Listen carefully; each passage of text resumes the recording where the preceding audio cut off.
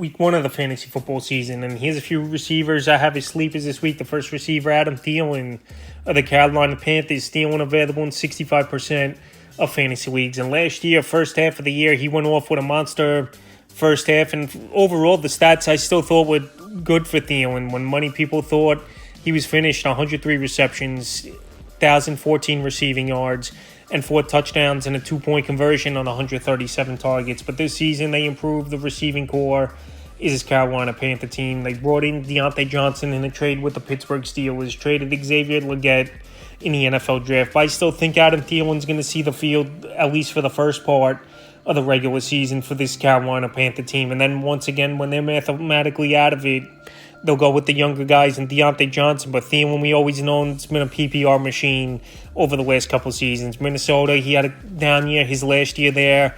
They cut him loose. Panthers picked him up. And like I said, he's putting up numbers. Him and Bryce Young have had a good rapport. And this week in a matchup versus New Orleans Saints, where their secondary's middle of the pack, I think Thielen, as a surprising sleeper in deep leagues, could go out there and have a decent PPR performance. So this week, he's a sleeper receiver. The next receiver, Darnell Douglas of the New England Patriots. So this Patriot team, their receiving core, really not much going on. They cut loose Juju Smith-Schuster. They're paying them pretty much to go away.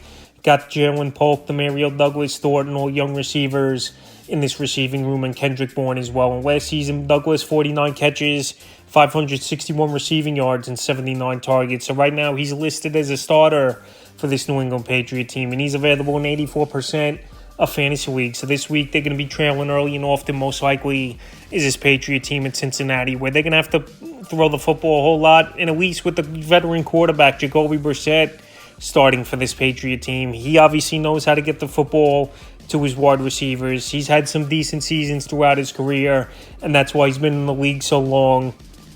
And I think Darnell Douglas in deep leagues could put up some decent numbers this week. Like I said, they're going to be trailing most likely by double digits most of this ball game is this New England Patriot team, where they got no reason but to throw a majority of it, and Douglas could just work his way into volume. And the third and final wide receiver I have as a sleeper is Darnell Mooney of the Atlanta Falcons. So Mooney had a 1,000-yard season a few years ago with the Chicago Bears, but the last couple of years he's been phased out, and it was more the Justin Fields show when the Bears let him loose. Now they traded for Keenan Allen, drafted Rome Odunze, so there was no need for Mooney, and he signed on with the Falcons in free agency. And like I said, last season, no impact, 31 catches, 414 receiving yards, and a receiving touchdown. But this season, he's with the Atlanta Falcons.